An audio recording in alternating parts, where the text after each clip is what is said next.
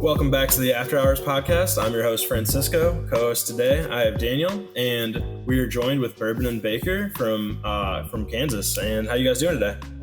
Pretty good. Really good. So I said Kansas. I'm really not familiar with the area, and we've talked about this a little bit before the show. Where exactly are you guys located? So we're located in a college town by the name of Manhattan, Kansas, which is 2 hours directly west of Kansas City Metro. And we're kind of in a little pocket of communities where there's a large military installation by the name of Fort Riley, which is attached to Junction City. Then there's Manhattan and another community by the name of Wamego. So in our area, there's about 120,000 people that live in kind of the immediate vicinity. And the university and the military base are kind of the two things that really hold it together. It's fun. It's pretty cool to be able to live and do business in a like a classic traditional college community. I think it's kind of what's kept us all here. Very cool. Kansas State? K-State, yes. Yes, sir. How's the rivalry been? Football team dominates. KU is our number one rival. Okay. And our basketball team just lost to a Division II school this week, so that's how that's going right now. We're gonna chalk it up to 2020 and just glad they're playing. So yeah, for sure. Well, there's three of you guys on your end of the mic. Who do we got? So I'm Katie Stone. I'm the general manager of Bourbon Baker. And I'm Cadell. I'm the executive chef at Bourbon Baker. And Evan Grier, my wife Andrea and I own the restaurant. And the cool part about this story is we all worked together for almost 15 years, and we're all part of getting Bourbon Baker opened up 7 years ago. So everybody kind of has their similar story, but also unique through our unique lenses. For sure. Yeah, that's awesome. So you guys opened up about 7 years ago. And what was the inspiration for Bourbon Baker? Well, I think it all goes back to, our shared trips we went on together when we were all working together at our other restaurant, Harry's, that we all kind of got our chops at and everything. Just experiencing food together and bringing our stories from our collective whole of what our families brought to us and how we fell in love with cooking, hospitality, and all that. I think that really started there with all of our trips that we took from San Francisco to Chicago, New Orleans, when we just went and tried unique food and kind of inspired us from there. It's a small plate space restaurant. We certainly didn't invent the small plates, but we thought it would be a really fun way to bring all of what Cadell's talking about to the table, literally and figuratively. So what's really cool about even the aesthetic of the restaurant is all of the recipes that we've all learned how to cook from our moms and our grandmas are in a wallpaper format all around the restaurant. So it's really cool when we're able to point that out to the guests.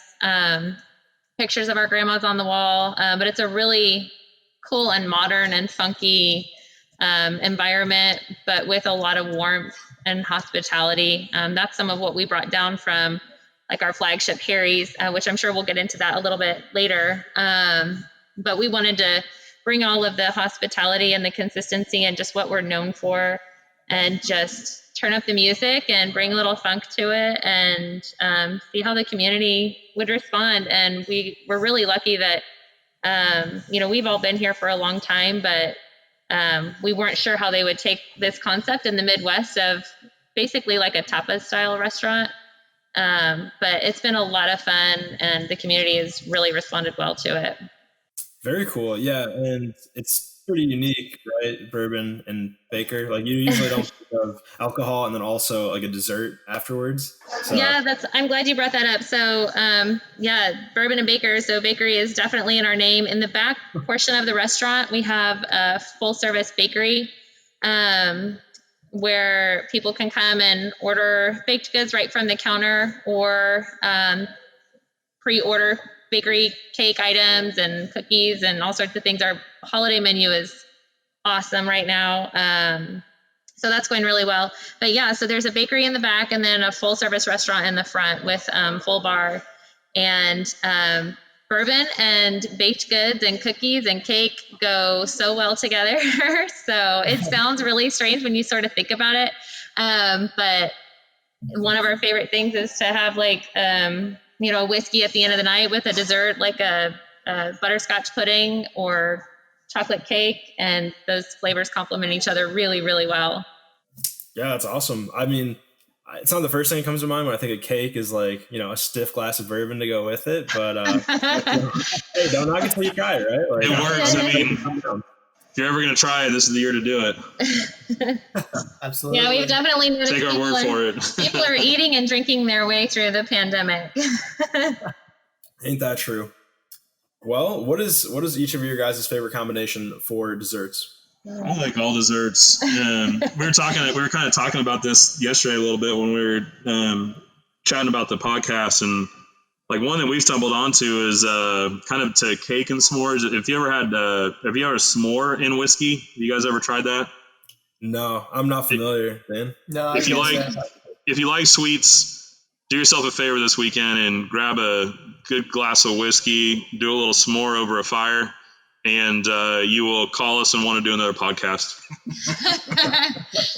So a little bit more about that is we were a few of us were out on a property and had a little fire going and everything. So what's awesome about this group is that as much time as we spend together in the restaurants, we all really enjoy each other personally too. So that's what makes this job really fun. But we were having s'mores and Evan brought over some whiskeys for everybody, and I couldn't get that down fast enough, but I also wanted to enjoy it. So it was good. Yeah, that's awesome. So one of the big cakes that kind of catches my eye when I first glance around your menu is I see the peanut butter and jelly cake. So I'm curious, what is the inspiration behind that guy? Gosh, that's Kirsten. She's our pastry chef. She's amazing. And some of the things that she comes up with is like, it's awesome. I don't know where she came up with that one. She does all of her homemade jams. Everything we make is made from scratch. Del, I'll let you take it. Yeah, I mean, she comes up with fantastic ideas and just kind of what goes along with kind of how the whole place started. She has two daughters, and so she, bounces ideas off of her daughters all the time, and, just bringing back that thing of when we all fell in love with food was, getting our food from our families and from our grandmas and mothers and aunts, and something reminded her of childhood. And she was like, oh, that'll be a great cake. And it is. It's fantastic. Yeah, sounds good. Sure. So you guys have known each other a long time at this point, and what would you say is each person's greatest strength? Great question. Well, I'll start. I think for Evan, he's been our leader from day one, and he's just a constant and constant steady. Whether that's to listen or to give direction, he's that for all of us. And there's a lot of, how many leaders do we have now among the restaurants collectively? 25. There's about 25 of us, and he and Andrea are always just so steady. For Cadell, same. Gosh, Harry's ran for about 30 years there, and Cadell was there for about 28 of those years, and has again just been a constant and creative, and just gives the best advice to those on his team and beyond. So I feel really lucky to have them in my corner. Yeah, I think I would. I'll go for Katie. She's the shining light of our organization. We have about 175 people between our three restaurants, and Katie's always been and is the shining light for a lot of us. Cadell, he's the guy that I go to when I have really like mental blocks with problems that I'm working on. And one example is Tap House, where we're sitting. It's a big place. It's 3 stories, like 350 seats, operating brewery, full service restaurant. And we took this one over. It was actually operating already when we got our hands on it, and we're operating on behalf of the owner. And it was one of the few times in my career as a floor manager where I've lost control of the restaurant, and things kind of started to spiral out of control a little bit on a Saturday afternoon. walked down to Harry's, which was about a block down, and after the fact, and was really frustrated because it's like, what the hell is going on? Like, why can't we get our arms around this thing? And this is probably 2 weeks into taking over, and Cadell thought about it for a minute and just kind of sat on. And he's like, well, what's going on at the host stand? And it was like a bell went off in my brain. And from that point forward, I spent about a month just standing at the host stand teaching the team here how to control the restaurant and really drive the dining room and know how to turn it on and turn it off and how to kind of siphon. And the minute we did that, we turned this thing around and are now serving close to pre-pandemic 200,000 people a year out of this thing. And it was not even doing near that when we got our hands on it. So I think those are the two biggest strengths that both these two around me provide. And I'll go and I'll start with Evan first. I would just say his constant strive to want us to do better and be able to grow and do more things. And at the same time, really respecting our personal time with our individual families and all that is such a huge burden lifted when you have people that you work with that champion your lifestyle and cherishes your time with your friends and family just as much as the work does. And he constantly reinforces that. In our industry, a lot of times they're like, your job is number one, and I don't care about what's going on at home. He wants us to take care of home first and take care of our families first, which is really important. And it just resonates through our whole organization because even managers that have come on new that never worked in a situation like that, they were like, this is awesome that we have somebody behind us like that. And with Katie, with her, it's her amazing ability to make everybody feel awesome. I mean, customers, employees, everything. She just brings something to a table when she touches it, or something when she walks in the door. She's always been that way. We've known each other before we started working together. We have mutual friends, and she's always been that personality that can just take over people that might not be in the greatest mood. She can make them turn in a second. It's like, okay, let's do this. And so that's the thing I love about those two. Yeah, that makes me want to go have a whiskey. No, it sounds like you guys have a really great, well-rounded team, and in order to operate, multiple establishments, and then also being able to lean on each other, pretty important. Let's touch on that. How many restaurants do you guys have in your chain? I guess it's not a chain, but under your authority. Yeah, we're kind of what I consider a small multi-unit operator. We have currently 3 brands. Bourbon Baker is the one that we're primarily talking about today. The one that we're sitting in, as we're talking right now, is Tallgrass Tap House, and it's as I mentioned, a full-service restaurant, 3 stories, 350 seats. Have a brewing operation with a really talented brewer that's a part of our team here. Then we have a new kind of upstart carryout concept by the name of Guilty Biscuit that just got off the ground during pandemic in the middle of August. So we're just kind of getting that one figured out. And before that, we actually lost a restaurant in the pandemic, which was traditionally our flagship, but it was by the name of Harry's, and had been open for 30 consecutive years in the same spot, and was an upscale American cuisine, kind of what I call upscale, kind of like a hybrid fine dining, with a really cool wine list and a great menu, and just a really cool, soulful spot that it was in. And we just couldn't get it through the pandemic, so it actually stopped operations in the middle of July.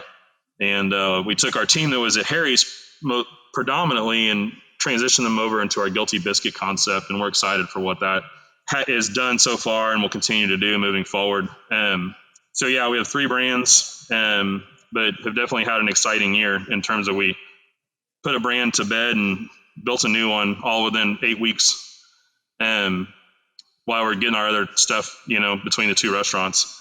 Yeah, that's said about 175 employees, 25 leaders, all in a small college town, Manhattan, Kansas.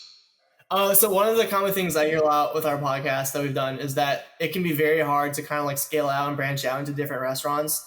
So how are you guys able to have multiple brands working all at the same time? And it sounds like you have a very large a group of employees that you're kind of working with. So like, how are you able to really manage all of that effectively as you are? I'll take the first crack at it and let these two kind of fill in the pieces. But I think on a quick flyover, it's, when we all kind of grew out of Harry's, and when we opened Bourbon, our honestly, our cheat was that it was a 1:27 walk from Harry's. And it allowed us to take on a second location with a completely different operating model and kind of vibe to it. But when there's things that popped up, we weren't that far away. And then one of our strengths has always been, even before we built Bourbon, was we're really big into structure and detail and training and communication with people, top and bottom, upside, kind of all the way from the person that's with us for 10 hours a week, a part-timer, to all of us that are around this computer, which, we're working full time and in decision-making positions. It kind of started there. And then we just applied it towards Tap House when we took it on. And now we're figuring out that we can kind of do that regardless of if we're a minute walk from each other or we're all the way across town. And a lot of it's just communication and values. I mean, we can jump off into that at some point too. We have strong belief in some of our value system, but a lot of it's just detail and focusing on the little things. I think also the thing that makes us a little bit unique in the situation is we try to see what's not here and try to address, like, if there's not a particular type of dining atmosphere, and not to mimic anybody else, and just try to do something that gives people options and alternatives to just another family style restaurant, not another specific ethnic cuisine restaurant.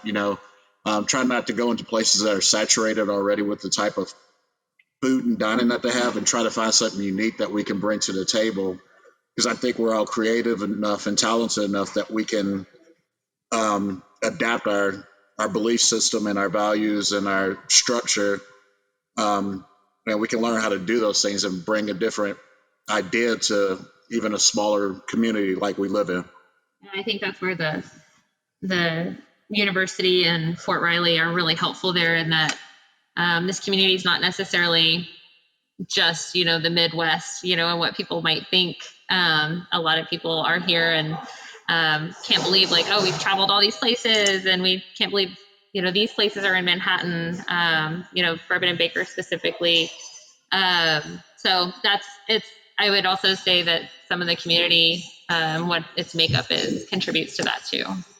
So you just mentioned Manhattan, Kansas, and people are usually get a little shocked when they come by and they see that there's a lot to offer, and obviously, home to Kansas State. But why do you think that Kansas and a lot of other places in the Midwest usually get overlooked for like nightlife or, tourism and stuff like that? I think a lot of people really kind of have, the movies that they've seen, or just, I think that a lot of people assume we might just be farming and flatlands and just kind of really not worth the stop sometimes. But we're really stepping up in our community, and I think, in a lot of areas throughout the state. Bella, I'll let you. Yeah, that just perception. Even when I was born and raised in St. Louis, and I really didn't think, when I first came to college here, I really didn't think it was, much more to the state of Kansas and just small communities that fed the entire country with all their food that they were growing. But it has so much, especially with the military bases that are here, and also the universities. A small population state like Kansas has, 3 pretty large universities in it. So you have a lot of people moving in and out, and it brings a different flair to what people would actually think is actually out here.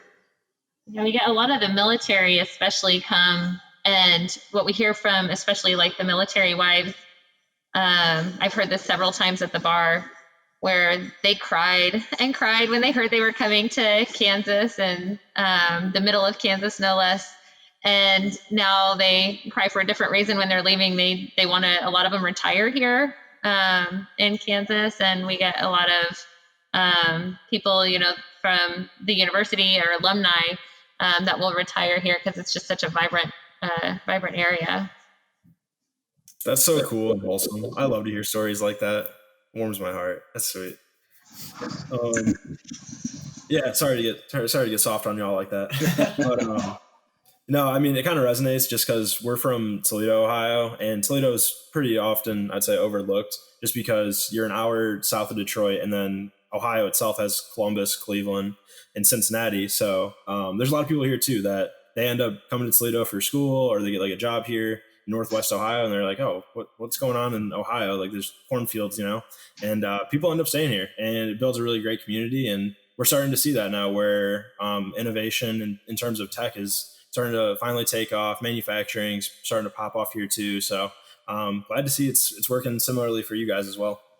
Yeah, I think the pandemic too has definitely brought a new perspective for people that can work from home or work wherever they want to. So if they want to be closer to family or not, put themselves in,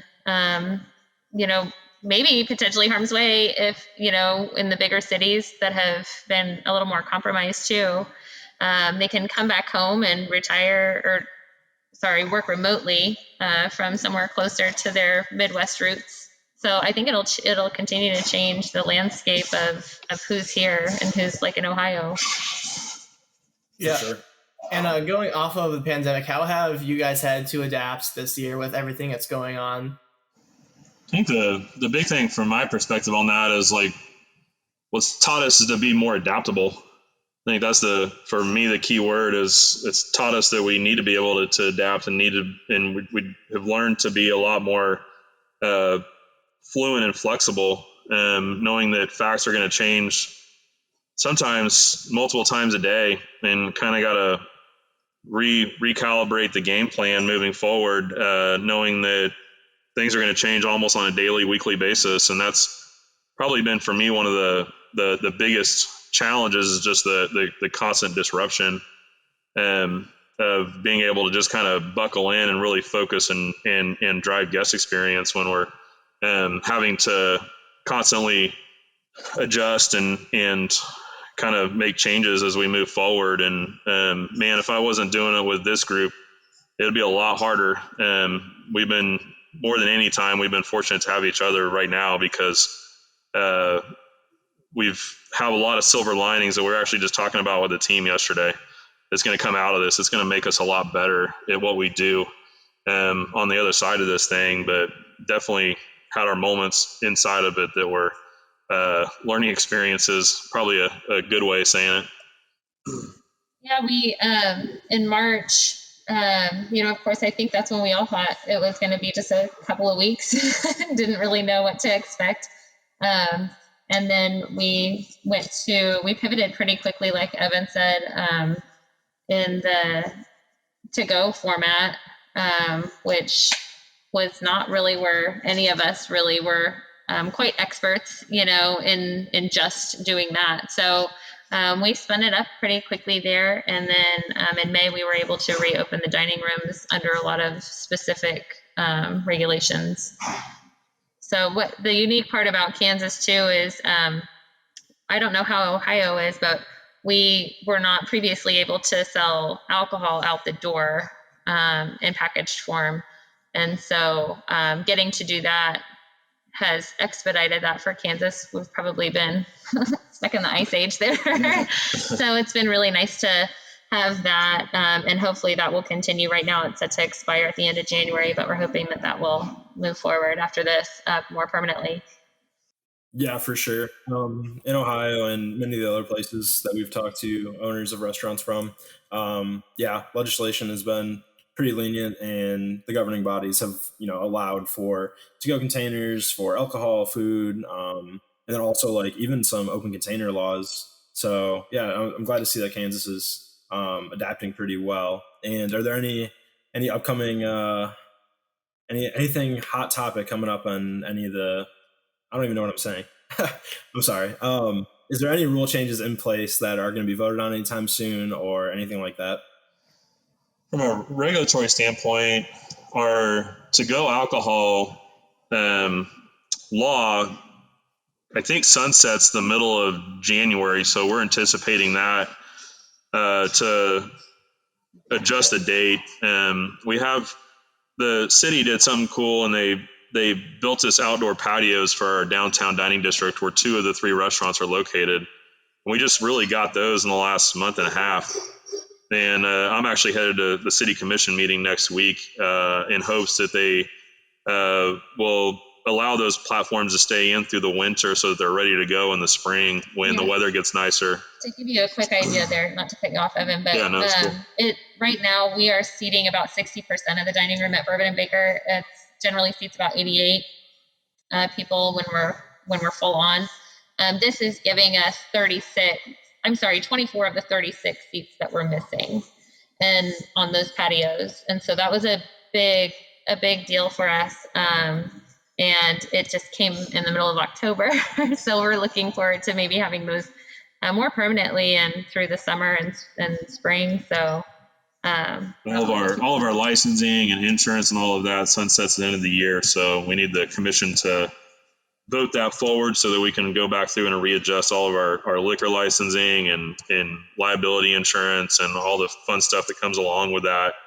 And beyond that, we're nothing really a whole lot going on the state level. Locally, we've been under the same health order, which kind of establishes our restrictions for the past, by and large, the past 5 or 6 months. And we, right now at least, don't anticipate that changing, but you can obviously see what's happening in the landscape of restaurants across the nation. We have our eye on it.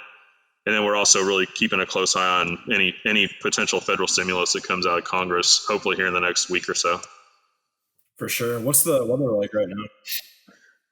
Today it's December 10th and it's 65 and sunny out.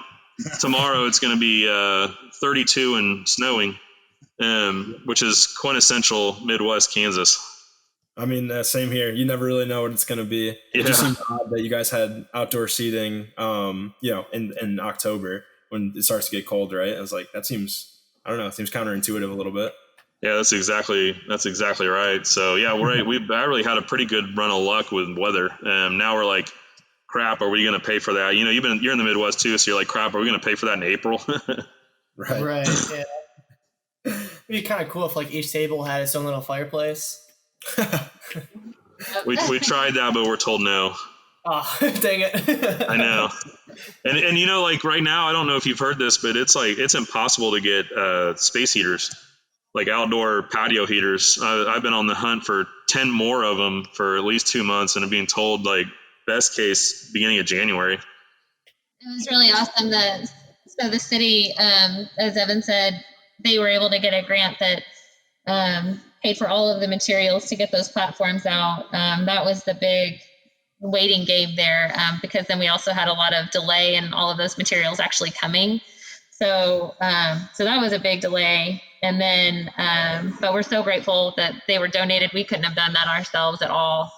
Yeah, some other local businesses chipped in on some space heaters, and the local contractor, who we have a really good relationship with, pitched in on a lot of the labor to build them.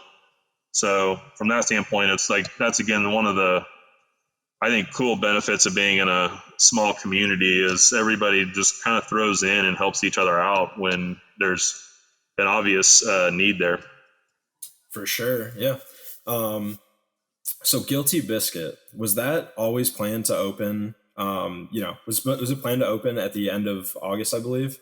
And how long in advance was this planned? Like, was this pre-COVID? Like, you had this vision, or was something on the fly? Because obviously, it can't be easy to open a new business amidst the pandemic. Short story is we signed a lease on June 30th and opened the 17th of August. It was not planned. Like, it was definitely a hot roll of a concept. That's where this team is so cool is without getting into all the details, the Harry's flagship restaurant was one that kind of had a few things going on. Our lease was coming up in terms of our current lease term was going to sunset. The restaurant, we were working with the family that owns the building on a renovation project to really inject a really good size renovation into the space, and realized with the pandemic and the length of recovery for restaurants, especially high end upscale fine dining, like there's been a number in our area that are even Beard Award winning restaurants that just haven't made it through the pandemic. That sector of our industry is really getting hammered the hardest from my perspective. We decided we needed to close it. And we really kind of, Guilty Biscuit was cooked up on a Sunday morning with Andrea and I having coffee, and the kids were watching cartoons. Took the framework of the concept to Cadell, who's sitting here with me, Katie, and the rest of the team, and Dell put the menu together. I found the lease. Cadell and I worked on the space and kind of the layout and all the equipment. And we're running it as a carryout concept primarily, and we just put that dude together in like 2 months and just went at it. And we really felt strongly about keeping our team together. It was a special team at Harry's and trying to keep as many of them together as we could. And we've been able to accomplish that with Guilty Biscuit, but it's definitely something completely different than what Harry's was. It's definitely worth a look. GuiltyBiscuit.com is our website. It's kind of worth taking a look at it because it's in that vein of kind of carry out ghost kitchen-y type concept that's becoming more and more popular in our industry. The neat part is we're leaning on, for like our group is highly experiential in our approach, meaning like we're really focused on our four walls and the guest experience inside our four walls. But before the pandemic, we didn't have any online ordering in any of our brands. So now we have a concept that's 100% online ordering and delivery, all within a matter of between March and August, 4 or 5 months. Yeah, wow. Like that's so impressive that you're able to do that in 2 months. Like that's crazy. Like we're looking at the website. The website looks nice, and like we've heard stories from other people who like where it took them like maybe years to make their restaurant. For you to be able to do it in 2 months that's very impressive. Now, one question that sorry. I don't think we would do that normally. Like we're usually pretty measured in our approach. Yeah. But it is what it is, and it was pretty fun to be able to do that. For sure. It's just like one of those things where you gotta take advantage of like what's going on right now, just capitalize on it with how everything's going with Corona. One question that I immediately have when I see the website: if I were to order some sort of biscuit delicacy, does it come with a knife? It does. Yes. Awesome. I just thought that was kind of funny. Yeah, the biscuits, they're huge. Like, probably made them too big. I wanted them really big, and they're probably too big. But in a good way. Yeah, they're so delicious. Again, that's like we have the ability to, with Kirsten as a pastry chef and Cadell sitting here, we can kind of do whatever we put our mind to creatively. Kirsten put the biscuit recipe together. Cadell worked on how to pull it off there on site, and we can kind of do just about anything we want to, kind of anything we put our minds to, and that's pretty fun to be able to do that. Yeah, for sure. Another thing that I'm really curious about is like how did you come up with the name Guilty Biscuit? That's like a very interesting name. Did you talk to Katie before this podcast? Because it's like you're just drilling down. So I'll continue to talk, and these two can give their perspective. But one of the funnest things that I think I've ever done in restaurant as a team together, like collectively, is coming up with a name for Bourbon Baker. We would sit around, like these two plus a couple other people, Andrea and a couple other folks on our team still. Like we sat around and just threw names up on a wall for a long time, and we kind of eliminate them. And there was a lot of whiskey involved. Sometimes a little bit too much alcohol because we started doing stick figures on the walls and things. Ultimately, what it pared down to is we went through like this voting process that I just kind of pulled out of my ass. And one of the last four names was Guilty Biscuit, and it was the one that I really, really wanted to name Bourbon Baker. And I got outvoted. I got voted off the island or whatever with my Guilty Biscuit name. So I was joking when we were putting this together. I was like, one way or another, I'm going to get my guilty freaking biscuit. And here we are. But it was actually one of the final 4 names for Bourbon Baker. I don't know if you guys have anything to add on to that, but No, I will say, like, Bourbon Baker was always the safe one. It was like, okay, well, people, I guess, will know what they're getting. And candidly, we weren't a bourbon bar until we decided on Bourbon Baker, and then we were like, well, I guess we're a bourbon bar now. So we figured all the bourbon side out pretty quick too. Nice. That's awesome. That's so cool. Bourbon Baker, yeah, it's very obvious what you're serving up. For any person that's a first-time patron, what would you recommend as a dish? Oh, chicken and waffles. Yeah. Our biggest sellers are chicken and waffles, chicken and biscuit. I was just looking through numbers last night for last month. Duck fat French fries, asparagus fries are way up there. Kobe sliders. Some of our new items that we just had to menu to kind of take it off, but it's kind of, you build your own experience there. It's like there's a lot of things there for you to try, and they're small enough you get to try a couple of them, or you can. There's about 6 things that you can go big on and just, buckle up your chin strap and go at it, But yeah, it's a lot of stuff on there. Deviled eggs are also one of the favorites that people come in for. So it's a wide range of things, but our stars are the chicken and waffles and chicken and biscuit. People are team waffle or team biscuit. They call themselves. People fight over that. Playfully fight over it at the table and try to win each other over.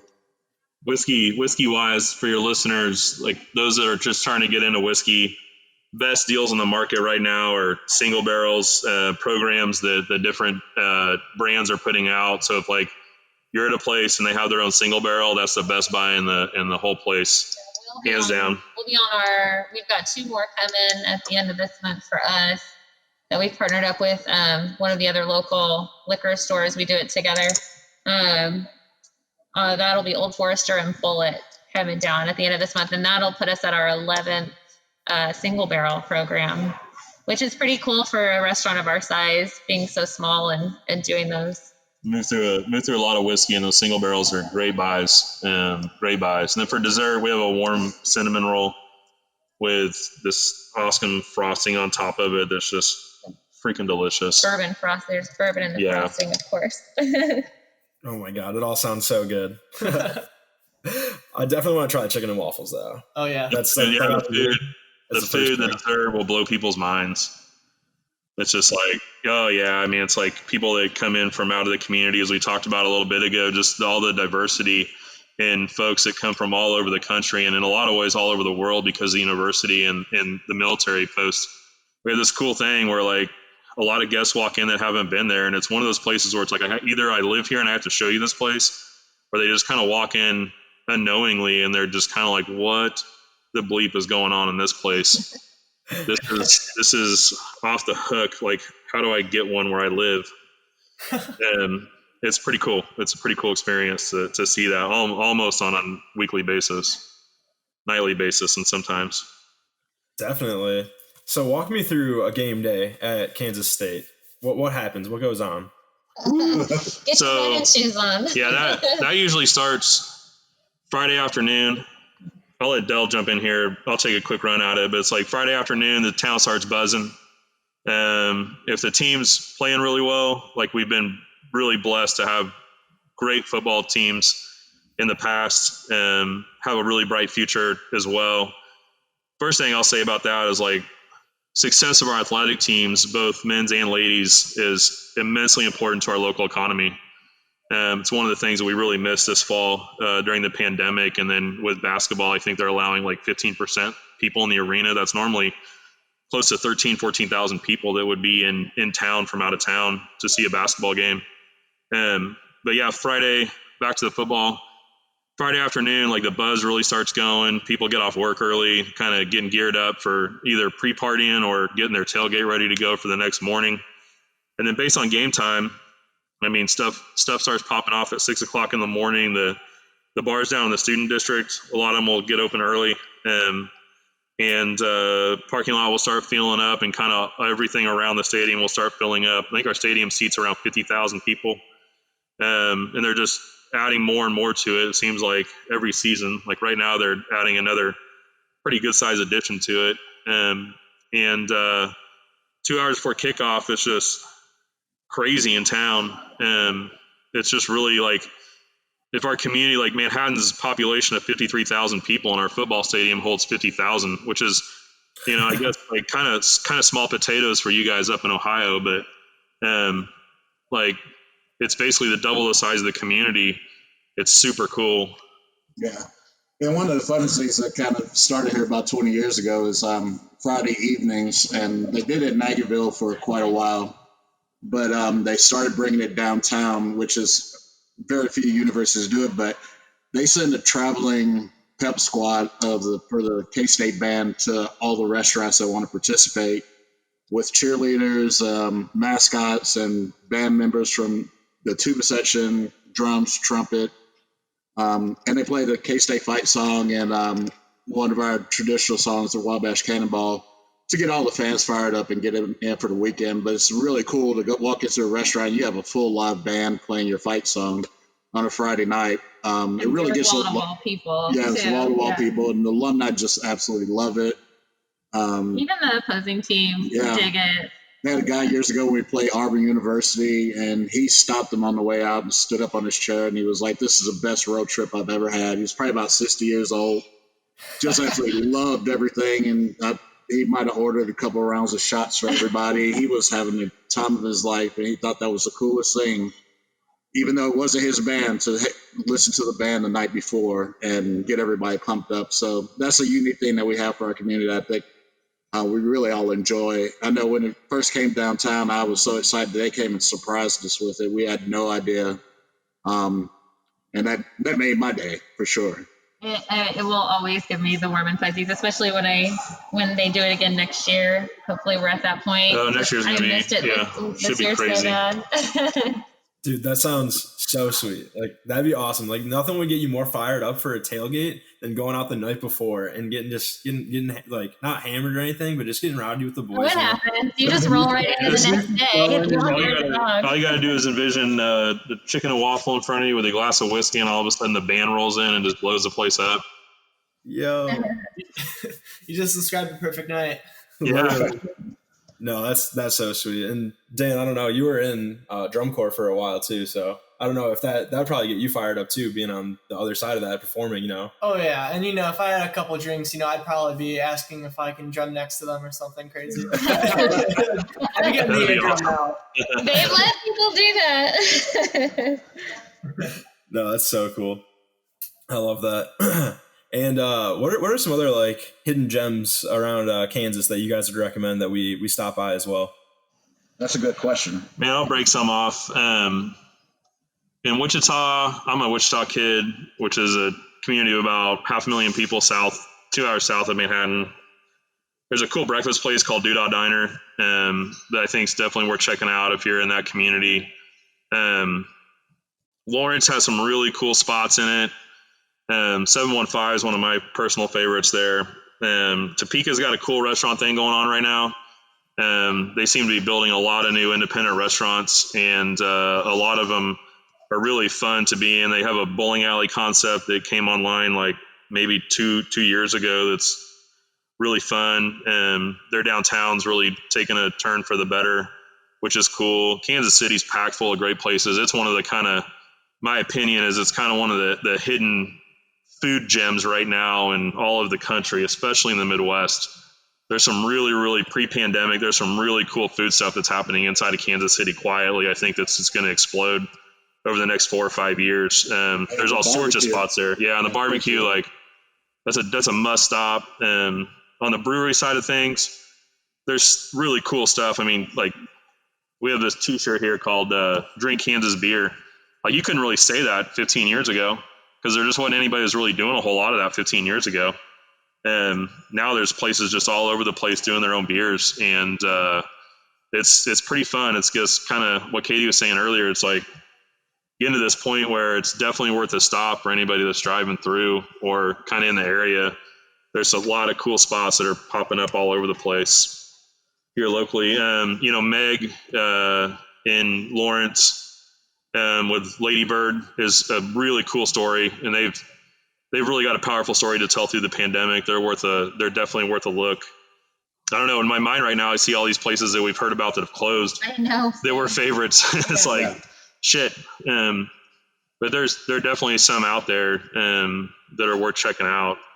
I want to say even just like in town, Chef Cafe is another breakfast place that's great. There's a lot of places that kind of had the touch of a woman that we all really respect by the name of Julie Haynes here in town. Taco Lucha, So Long Saloon, Rockabelly. Like there's some really cool local spots in Manhattan. That's, again, I think one of the underappreciated parts about our community until you're like here experiencing it. There's some really good, cool, fun restaurant stuff happening inside our little town. Makes it a great stop for football weekend for sure. Absolutely. Are you guys big Kobe fans? Like Kobe Bryant or Kobe beef? Oh. Like both? Yes. Things don't work much now. So I just thought, yeah, okay. Rest in peace to the legend. Right, Yeah, right. yeah. It's like, yeah, we're fans of both, I guess. Sorry, my vocabulary isn't the highest. I'm with you. Just needed a clarification there. Yeah. That's great. Oh my God. Not that you guys have any plans of, leaving Manhattan, Kansas, but do you guys think that some of your restaurants, specifically Bourbon Baker, could work in other parts of the United States? No, I mean, this is my question. I'll go ahead. We've kicked around the idea, and I think it would work in a lot of different locations. But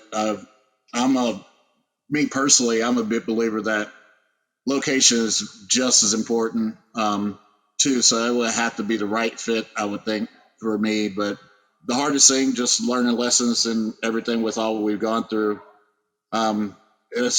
it'll be really difficult just because the people really do make your business, and making sure you find the right people to run it in a different place, is kind of irreplaceable unless you get really lucky, because they have to have the same drive and everything that everybody else does, or it just loses its feel. But I think it could work in a lot of different places. Yeah, I think we're kind of all there. It's like we've definitely, I'd say, poked at it a little bit, because I think there's an interest of us wanting to do something there at some point, but it's really important that we can transfer our culture appropriately. That would be something I think that's like, even if we had a place that was really popular and doing really well financially, but we didn't have a good culture in the place, it just wouldn't be fun for us. Yeah, so that's kind of like, I guess, from our perspective. But there we get, there's no doubt if you like rolled into town not really knowing us and tried bourbon kind of unknowingly, so many people walk out just going like, dang, like, how do I get one of these close to me? Yeah, absolutely. I just like looked at the menu briefly and I'm already jealous. So What would you get on the menu? Yeah, what would you guys order on the menu if you're looking at it right now? Okay. Let's see. All right. I'm gonna go by sections here. So for small plates, first thing that sticks out to me is the chicken and waffles is a small plate, but I'm saving that for my big plate. You know what I mean? So, Good call. You're already a pro, man. yeah, exactly. No, probably the chorizo hush puppies. That sounds pretty good. And I'd be going grilled smoked chicken kebab all the way. There you go. Cool. And then, all good choices. Yep. Next section. Man,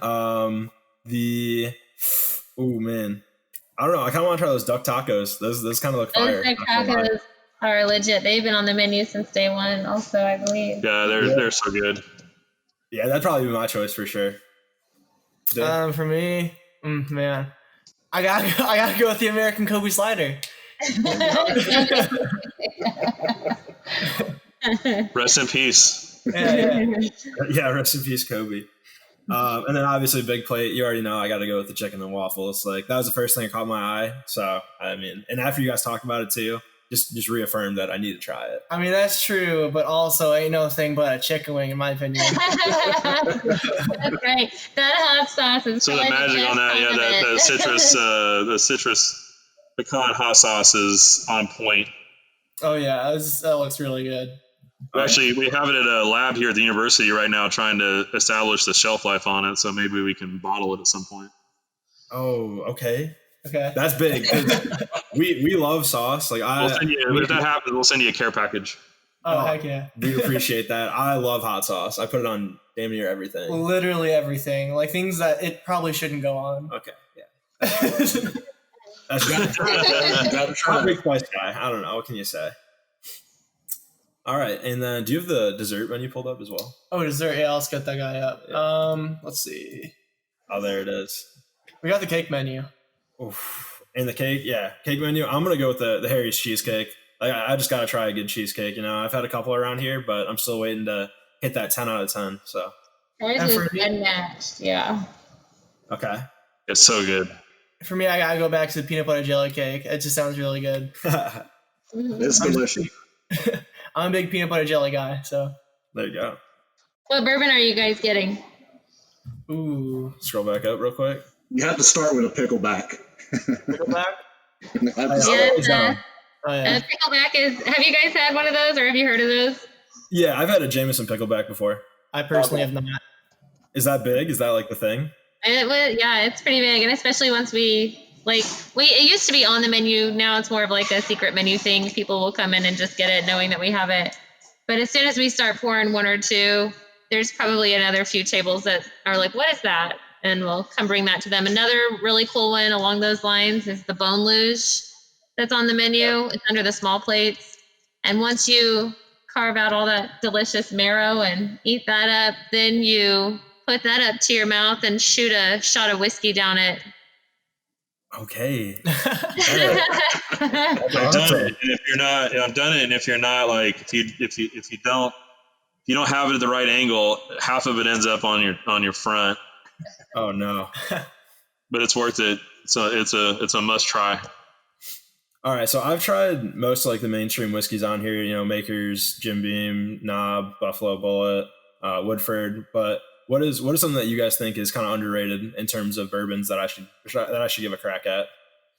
You take a crack at this one, Katie. Yeah, one of my all-time favorites since we've had it on the menu, it's in my top 5 probably, is the Jefferson's Ocean Aged at Sea. That was one I was going to say. That will forever be a favorite. I can't remember what voyage they're on now. There's so many cool things about that. They basically age it on land for a number of years, about 6 years, and then they take it out and it crosses the equator a number of times, and just its exposure to the ocean air, it kind of takes on this minerality to it, and it tastes like it's been aged for significantly longer than it has, just because of the constricting and expanding of the barrel. It speeds that flavor profile along a lot more. So that will always be a favorite. Even all of the different voyages, there's some nuances, with each voyage that comes along, but I've never been disappointed. So that's definitely a favorite. As Evan mentioned earlier, the single barrels, because we get to select those ourselves, so they're obvious favorites for us. Del, what's one of yours? Oh, well, the Oceans is my favorite by far. And I have to preface it that I'm not a big bourbon drinker, but I've become better versed at it since we've opened this place. But yeah, Jefferson's Ocean is my favorite, personally. Damn. All right. We'll have to give it a try. Yeah, I was going to say that was one that stuck out to me that I don't even think I've ever seen it before, but I've definitely seen, if not had, most of the other ones on the list. So I'm super excited, and a great choice, because now I got something to try after this.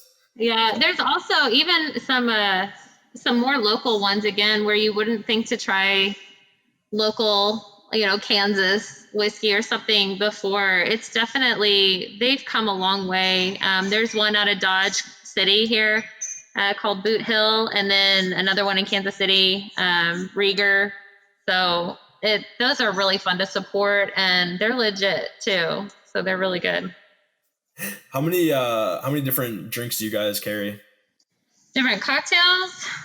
Or yeah, I guess I phrased that poorly. How many different bourbons? Bourbons? We're probably right around that 90 range. I think when we first opened, we were somewhere around 60. And honestly, we opened with a whole lot of wine too. And we have scaled that. How many wines? Do you think we probably had at least 45 to 60 on there at one point? And we quickly realized that people really trusted us with that bourbon on the door. And so we have 4 wines on tap. Right now we've got 2 cocktails on tap, and the rest is whiskey. So we're probably around 90. And we've been in that range between 85 and 95, kind of within that, give or take, for at least the last probably year or two. And we just got through our allocation season, which is pretty important to us. Again, in Kansas, you never know what you're going to actually get when it comes down to it. But yeah, we're excited. We're collecting some pretty cool things, and we'll keep rolling those out. Yeah, we kind of got a nice little library tucked away that we've collected over the last 7 years as well. Yeah, so there's some of those really heavy hitters that you would probably be familiar with.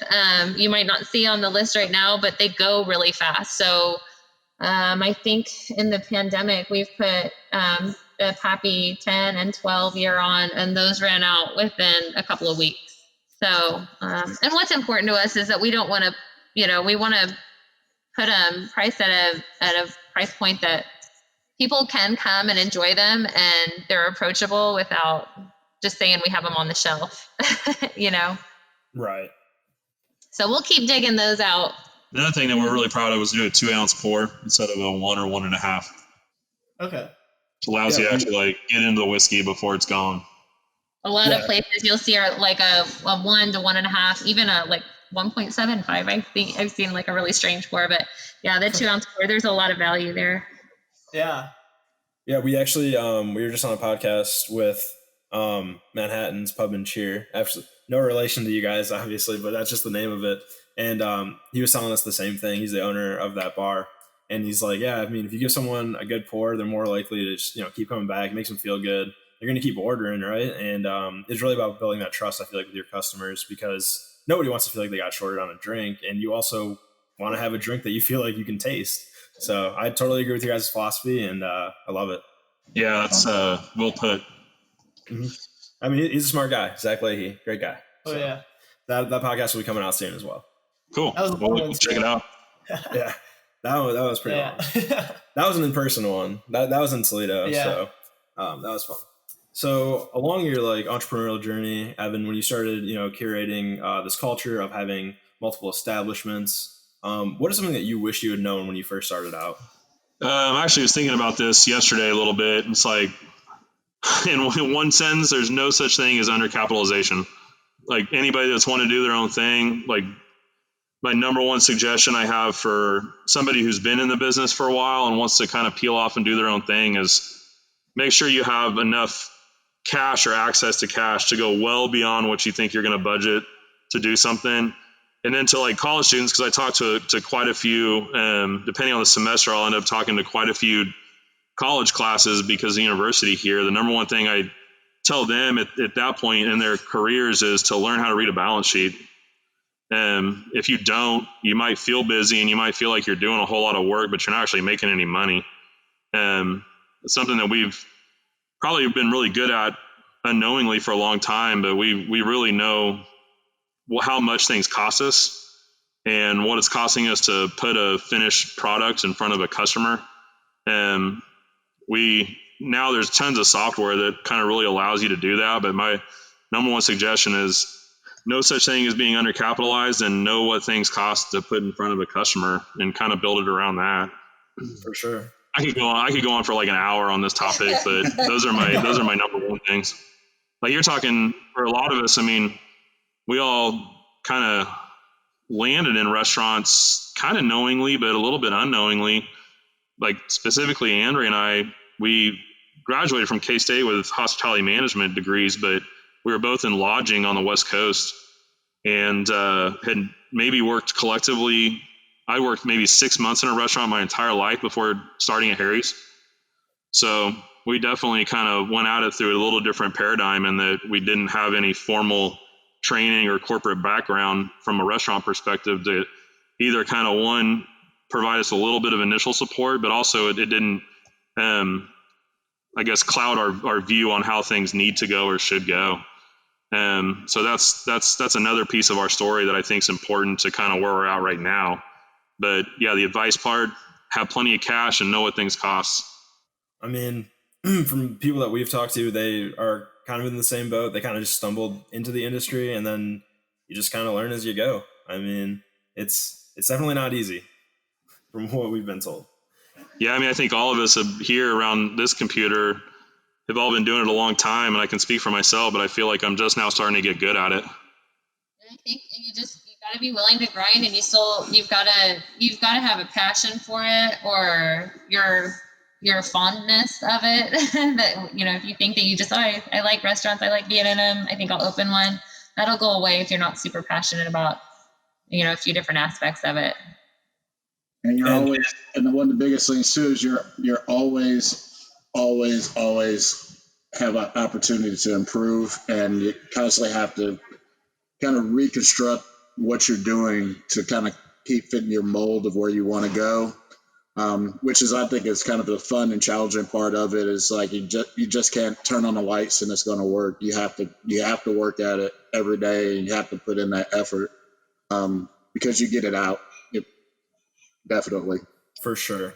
And conversely, if you guys weren't in the restaurant business, what would you guys be doing? Go first, Katie. Okay. Honestly, I'd probably go into healthcare. And I've got a few employees that have worked at the restaurant while they're going to school to be nurses, and we've practiced on their interviews and stuff like that. I'll chat with them on that. I think there's a lot of overlap there. I feel like my biggest gratification here is taking care of people. And so I think I would probably turn to the healthcare industry in order to still scratch that itch. Oh, I've been doing this for so long that I really can't think about which way would I go, but I would think I would definitely want to be involved with some type of leadership or coaching role with youth and athletics. It's always been one of my passions and run deep in my family growing up. So I would, love to do something for organized youth sports in some kind of constructive way, whether it be through leadership or coaching or organizing or raising funds for it or anything of the sort. I think that would be a great thing to do. And for me, I would 100% teach with I'd definitely be a teacher, but I'd have to have some kind of entrepreneurial side hustle going on at the same time. But I think I could be pretty happy doing that. Any field in particular? How not to be a dumbass. No, I kind of leadership, business, just the experience that I've had in stepping out of school. When we took on Harry's, we were 26 with very little experience in the restaurant industry. So I would love to be able to share kind of the lessons that we've learned over the period of time, and kind of some of the things that are have worked for us and things that haven't worked for us. So it'll probably be in the lens of kind of like a hospitality. I'm big. We're all kind of really big into genuine empathy when it comes to just kind of how we treat each other and treat our guests. But it'd be in the lane of something where they're like leadership, entrepreneur meets business, meets hospitality, doing something in that kind of vein. So it's definitely a passion for me. For sure. Yeah, I'm in that boat with you. I always thought about being a teacher in some degree. That was always my plan. And, that was I guess that was my fallback, because I really didn't know what I wanted to do, but that was always in the back of my mind. Okay, yeah, that'd be pretty cool. So I'm right there with you on that. I guess, I got some fun, off topic questions lined up right now, but, is there anything else you guys want to talk about for the business? Cause got some time still. And, I'd love to hear more if we weren't able to, ask the right questions. Yeah, I think, right now, what's kind of cool that's going to be a necessity moving forward is I really encourage your listeners to, balance out supporting local brands and places. I think the pandemic and what's happened through this with the hospitality industry, some of the local retail stuff, is that stuff can go away pretty quick if we don't support it collectively as a community wherever we live. And to balance out with just kind of the Amazons of the world. It's been pretty neat to see the silver linings of all that, but also a reminder to all of us that like stuff can go away pretty quick when we don't support them.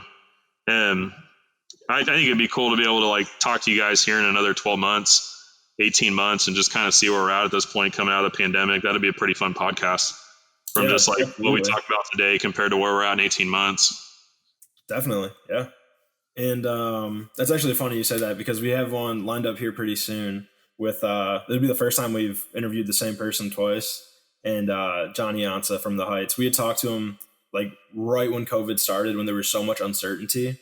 So it's going to be fun now. We're going to be about 10 months later, and we got that one scheduled for next month. It's kind of like the same thing. We can kind of go back and see what we thought originally about COVID and how it was going to impact the industry, and see if any of our assumptions, guesses were right, and where it's taking them. So yeah, I'm always down for a second episode. That'll be definitely fun to check out. That'll be a great episode. No, that'll be a great one. And yeah, I mean, so you guys talk about, the struggle of creating a name, having to put down a couple glasses of whiskey here and there, get creative. And yeah, so what would you say is your hangover recipe? Don't take care of kids the next day. You're joking. Sleep's the recipe, hangover recipe. But no, I don't know. Probably more chicken and waffles, and then just tie another one back on. There you go. Mine's no recipe, but cold pizza. That always does it. Cold. Why cold? Why cold? Yeah. You're hungover, and there's no reason I'm gonna try to heat that up. Okay. Too much effort. All right, like it's just coming out of the refrigerator and gonna get to work. My cure that I think personally works, if you like spicy things, is get a slice of a habanero or a jalapeno and bite into that and wash it down with a glass of water and go to work and sweat it out in the hot kitchen. Serious? Oh my god, that sounds like a disaster. that makes my body hurt. It actually does work Thinking about it because of the endorphin rush, but You actually tried? yeah, it does work. Yeah, and it is painful, but you do feel better. I was gonna say like a certain body part hurt. I need to try that now. Yeah, I like spice, but I don't know if that's it. Man, Don't do the whole jalapeno. That's intense. Just get a slice or two and just put it in there and get those endorphins going. Okay. And then what is the most thrill-seeking thing that you've ever done? I can't think of anything. I've done some pretty fun stuff. I'll say like one thing that's not a thrill-seeking thing, but it's kind of in that same lane as it was in New York City years ago with some friends for a wedding. We come piling out of a bar at 3:30, 4 o'clock in the morning and turn the corner and there's the Wall Street Bowl. And we rode the shit out of that bowl with nobody around. That's awesome. Oh yeah. And there's some photos floating around somewhere that I'm probably not too proud of, but got lots of stories like that, but nothing that's too extreme. No, I don't know. I mean, I'm not really a thrill seeker, so I really don't have any great stories to tell either. Honestly, I don't know about you, Dan. Yeah. I don't know. Okay, we can go there. I haven't said this one yet. I'll say it super quick. Okay. Senior year of high school, didn't like my my marching band instructor. He was not a nice person to me. And so this was back when that cowbell meme was really popular with Will Ferrell. And so, and just keep in mind, I didn't like my instructor. He didn't like me. We were not on good terms. So on our very last performance, I just played the cowbell as long as I possibly could. And he gave me the most upsetting look. And like, not only did I play it as loud as I could, but I was dancing. I was passion. performing the cowbell, and yeah, everyone in the audience loved it. But no, my band director was not a big fan of it. So I said I was pretty thrill-seeking. Okay. Pretty good. That's awesome. Yeah, that's pretty good. And do you guys believe in ghosts or paranormal activity or anything like that? No. I would like I'll tell you this is kind of a personal thing, but I would love to believe it. I've never had an experience before though. Okay. It's like got me to believe it. Like I'd be on board, but just never had a personal experience that's got me to a place where I'm like, oh, definitely. I had a moment. Have you tried Ouija boards? Yeah, like as a kid, but we didn't know, not really. Yeah. Not seriously. But our previous restaurant, Harry's, it was built almost 100 years ago, so it's been around a while. We did have some previous coworkers that worked there that definitely came with some kind of hair-raising stories about seeing shadows that moved down walls and stuff like that over the years. I don't know if it's quite stories to give the new people, make them a little bit antsy and give them a little crap about going in the basement and having to go and take the linen down there by yourself when it's dark in the whole place. But I never personally really had any, but some of the employees even actually had names for the different ghosts, what they thought they were. One was named Petunia. One was named Harry, of course, but never experienced any of those. Yeah, it's usually where I feel like we've gotten some pretty decent ghost stories where it's like oh, this establishment was built 160 years ago, or it was built in like the 1800s or whatever, and then it's like, oh, we have this like returning patron that died here 50 years ago and they haunt the place. They're the easy ones to blame when shit's going wrong. Right, I will exactly. say that. Oh, there's a leak. That must be Harry. Okay. Right. Lastly, if there was one place that you guys could recommend for someone to visit, like a vacation, where would it be? Like, where are some places that you guys have been that you'd recommend to others? I got one. One of the favorite places for my wife and I to go hide is a little island by the name of Vieques, Puerto Rico, and it's located like 7 miles off the eastern end of the main island of Puerto Rico, and it's awesome. Like super chill. Horses run wild. Not a lot of services, so there's no like cabana boy bringing you a cocktail. But the beaches are pristine, wide open. Just rent a Jeep and you kind of get all over the island on a Jeep, and it's super like pack your own cooler kind of place, but you're going to be on a beach with like maybe 5 other people the whole day. Pretty cool. That's sweet.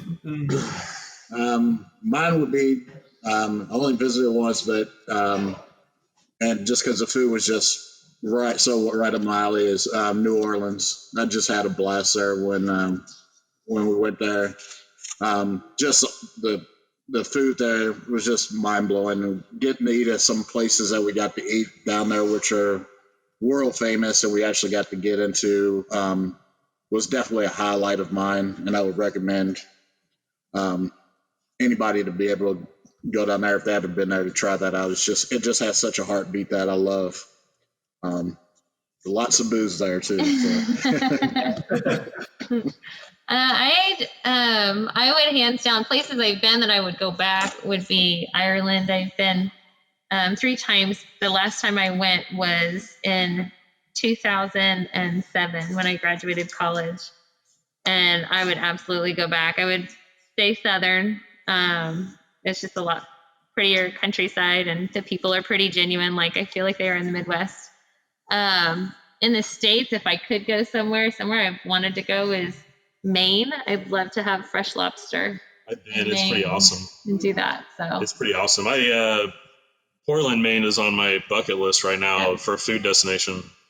Okay, yeah, I mean, it makes sense. It's just not one of those places that comes to my mind like immediately. But after you guys said that, I was like, yeah, I kind of want to go to Maine now. I want a dang good lobster roll. That does sound delicious. Well, do you guys have any questions for us? I mean, we're open. How did you stumble upon us? Being in such a little, small town in the middle of Kansas, just kind of how did we pop on your radar? Yeah, so I usually am the one that like reaches out to like the bars on Facebook or email or call them. And I was doing research one day and I was like, what are some places we haven't talked to people at? Because we've done them from, California, Toronto, Florida, Georgia, Toledo, Ohio, we've talked to a lot of places, but Kansas was one that we haven't talked to anybody from. And I was like, all right, well, it'd be kind of cool to get through all 50 states and have like a representative, at least one podcast from each state. So I looked up the best places in Kansas, and I also had looked up like the best whiskey bars in all of the US, and just kind of cross-referenced you guys at that point. And I was like, all right, yeah, like these are the guys I want to reach out to, these guys I want to talk to. And that was basically it. Yeah. Super cool. We're happy you stumbled upon us. Yeah, definitely. Pretty organically. Oh, for sure. Yeah, I'm sorry I don't have like a more like, I don't know, warming story. Like, yeah, No. my brother lived in Kansas. Hey, no, we love that. We love that there's like no ties to it, honestly, and that you just really organically stumbled upon us that way. So I think that's awesome. Because honestly, I mean, in this day and age, that's how a lot of people find places to begin with if they've never, even on business trips, and I've never been to this area before. That's how they plan themselves out. That if I go someplace, I definitely start searching and want to definitely know the top 5 places to go. I would do the same thing. So it's really cool that you found us that way. Yeah, for sure. And yeah, thanks for being guests. It's been awesome. Yes, thank you so much. Yeah, anybody have any closing thoughts, comments, concerns? No, really appreciate it. Cool. Well, where can the people find you on social media and your website? Awesome. So I'll have Katie help me here, but Bourbon's bbmanhattan.com is our website. We're on Facebook, Insta, primarily Twitter. Tallgrass Tap House is the same, so it's tallgrasstaphouse.com. Find us on Instagram, Facebook, Twitter. We're active on all those almost every day. Guilty Biscuit, same, guiltybiscuit.com, Instagram, Facebook. Pretty cool. Check us out. If you got questions, just shoot us a DM or drop us an email at any one of our websites, info@bbmanhattan.com. For any of your listeners that have questions or want to engage, love to talk. So, for sure. Awesome. Thank you so much, guys. It's been a pleasure. Yeah, thank you very much. Have a good rest of your day. All right, After Hours Nation, we hope you enjoyed today's episode. If you'd like to stay updated, you can check out our site at afterhourscast.com. Don't forget to tune in next Tuesday morning for our next episode. After Hours Nation, stay thirsty, my friends.